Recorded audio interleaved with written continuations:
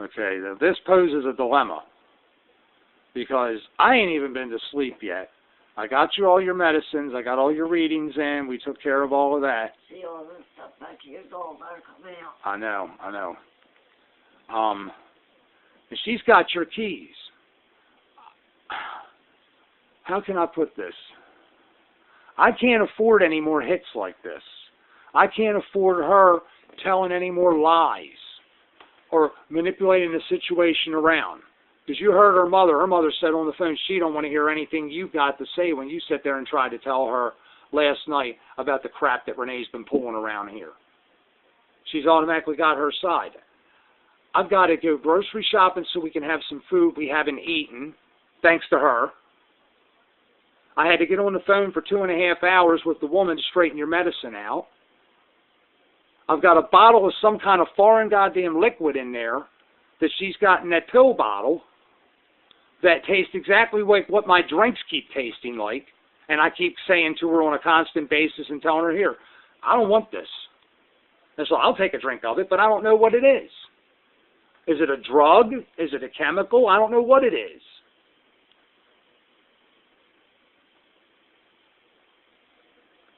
You know, and you know for a fact that I've been telling you for a while here, I'm trying to get all my ducks in a row here because I needed to go to the police about this before she pulled this taking off crap. Right or wrong? Right. I've been telling you this for how long. I need to get the police involved, but if I do, it's going to screw us because right now she's got me bent over a barrel.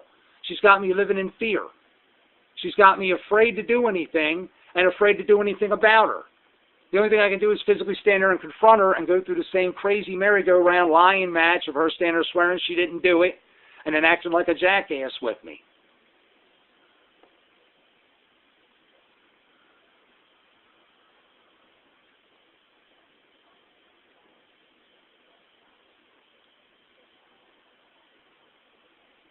And the fact that she's put me, how can I even put this?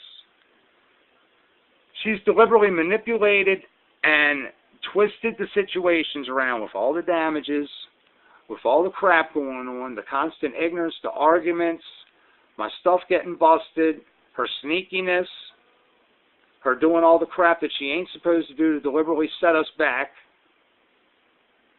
And, you know, completely setting us up for failure here.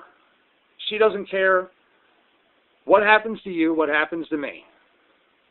She's been trying to hurt me.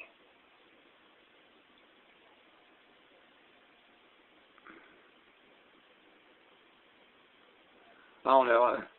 And again, I'm afraid to go to the police. I'm actually been afraid to leave out of the freaking house to go anywhere unless I've got her with me, so at least I know what she's doing. But yet she knows she's got me screwed up so financially and keeps screwing things up intentionally to where I don't have any money, and any money that is gotten somehow has to be spent down on preventing something from happening or repairing something that did happen.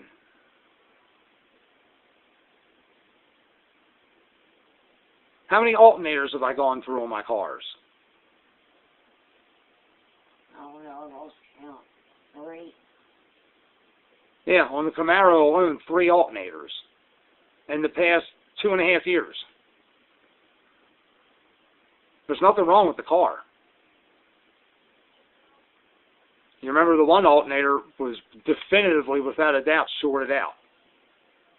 Right now, I still haven't been up to, before I even want to go to the police, I got to check on the Impala, too.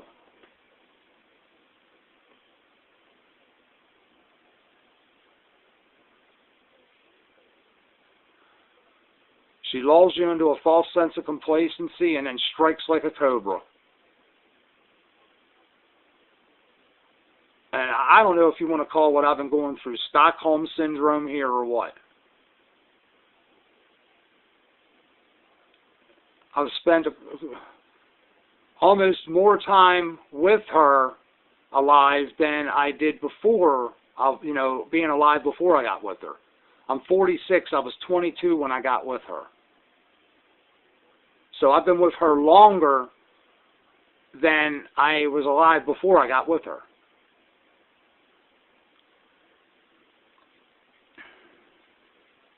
I don't know. I mean, hopefully I can make this make freaking sense. And with, I guess if you want to call this your witnessing, your testimony, backing this all up, that, you know, maybe I can get down here and talk to a detective. Something's got to be done, Mom. She's tried to hurt me so many times here, physically. I mean, come on. And now that she's gone, I mean, come on, you know it for a fact. We can't even conversate about anything. We got to sneak and talk because she's up on everything I'm saying or doing. Right. I can't go in my bedroom and get on the computer and try to do anything. She's in there hawk-eyeing everything I'm doing, to where I even got to turn around to her and say, Renee, why are you up here watching everything I'm doing instead of being downstairs doing what you should be doing in the house? How many times have you heard that? That was just the other day. It was the most recent one. Right. You know, she's trying to stay a step ahead of me. I'm sitting here shaking my leg and the video is jiggling all over the place.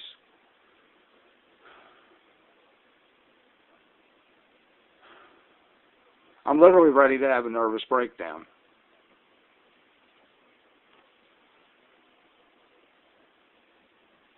You know, and she deliberately put me into this position here now to where it's been either I'm getting vandalized or I'm being made ill, or she just capitalizes on when you have something happens with you, and it leaves just me and her here.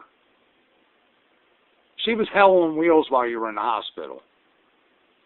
She was. Yes, she was hell on wheels. Rick even actually spoke up and said something to her, Really? like about the bumper down there. He said straight up, looked her right in her face and told her, said, Renee, that didn't break itself. And first it was the dog fell on it.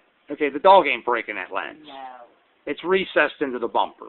Right. Then she tried to say it was the cup that she slammed on the floor and broke. I was standing right there when she did that. The cup never went near it.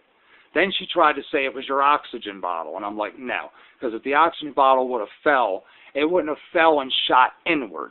Right. It would have fell and hit the top ledge of the bumper and then rolled off. It wouldn't have went in and busted that lens. Right. Because that's a hard plastic halogen lens. That thing had to have been smacked with something metal and smacked hard to break it.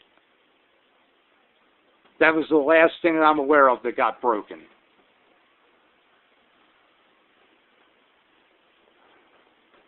And again, Rick sat right there alongside me and told her right to her face, he said, that did not happen on its own, and that was hit deliberately and intentionally. So, again, I hope this, on your behalf, is enough, and I can convince the state's attorney, a detective, because you know I've been talking about trying to go to a state's attorney. I even told Aunt Margaret that. I told Aunt Margaret on the phone a couple weeks ago when she was acting like a whack job about what was going on, right when the bumper lens got broke. Right. And I filled Aunt Margaret in on everything that's been going on. Her only thing she could say is, you know, I wish there was something I could do. She's not here. She isn't seeing it, but you are, and you've been seeing it. But again, she loves the fact that I have nobody to turn to, and the more damage she does, the farther in the hole it puts me.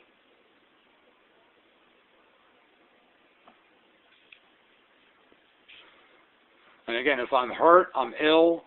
I mean, come on, if I aspirate this down into my lung, I've had to sit here and beg her to beat on my lungs. That's a problem. Help me. You're saying you didn't do this to me. Well, somehow I got something lodged in my esophagus, my trachea, whatever. Pound on my back. Help me.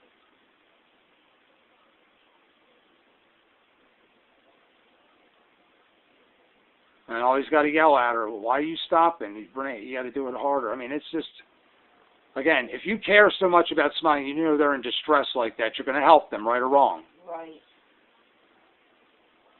Absolutely. I shouldn't have to sit there and argue with her and beg her. No, you shouldn't.